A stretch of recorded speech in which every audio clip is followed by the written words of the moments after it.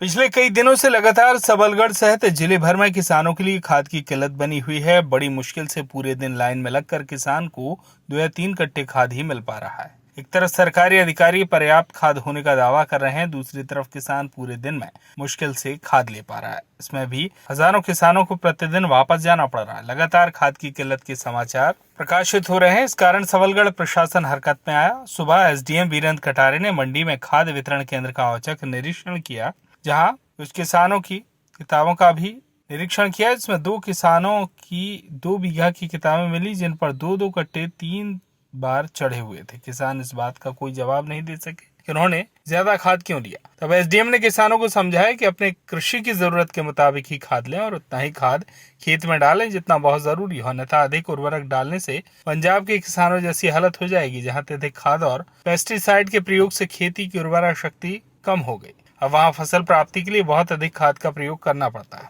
SDM ने बड़े किसानों को भी यही सलाह दी कि खाद वितरण केंद्रों का चक्कर न लगाएं, अपना पंजीयन स्थानीय कृषि समिति में कराएं, जिससे किसानों को आसानी से और पर्याप्त खाद स्थानीय स्तर पर ही प्राप्त हो सके। कृषि अधिकारियों को किसानों के लिए नैनो यूरिया का बढ़ावा देने के लिए प्रचार प्रसार और किसानों को कृषि सोसाइटियों से जोड़ने का आदेश दिया। इसी दौरान किसानों की बड़ी संख्या को देखते हुए एसडीएम कटारे ने गुप्ता ट्रेडर्स की कृषि उपज मंडी के बाहर दुकान में रखे 180 यूरिया खाद को सरकारी रेट में किसानों को वितरित करवा दिया और दुकानदारों को सलाह दी कि वे किसानों को उचित मूल्य पर लगातार खाद उपलब्ध कराते रहे। अगर उन्होंने ऐसा नहीं किया तो उनके विरुद्ध आवश्यक वस्तु नियम के तहत कार्रवाई की जाएगी। इस औचक निरीक्षण के दौरान एसडीएम वीरेंद्र कटारे ने वरिष्ठ कृषि विकास अधिकारी बीएस तोमर और कृषि वितरण अधिकारी उमेश कुमार को कड़ी फटकार लगाई। उनको सलाह दी कि किसानों के हित में लगातार नैनो यूरिया का डीएपी का प्रचार प्रसार कराएं, किसानों की कृषि समितियों में पंजीयन भी करवाएं।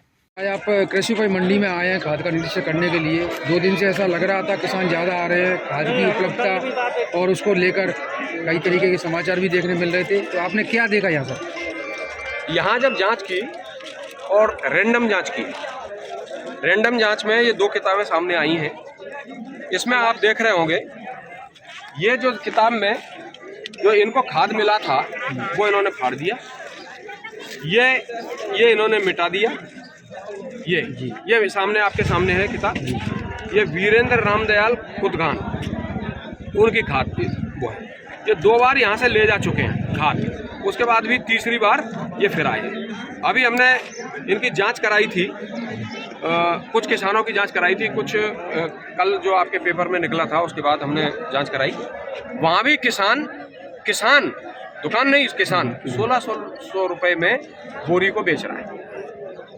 यह स्थिति कृत्रिम रूप से खाद की कमी दिखाई जा रही है। सर, इसके लिए अपन क्या ऐसा करेंगे जिससे कि ये इस तरीके के ये कार्य रुक जाएं और परेशानी पैदा ना हो? देखिए, इसके लिए अब चूँकि किसान है, अभी हम कार्रवाई इनके ऊपर करेंगे तो ये कहेगा भाई गरीब आदमी को आपने जेल में बंद कर दिया।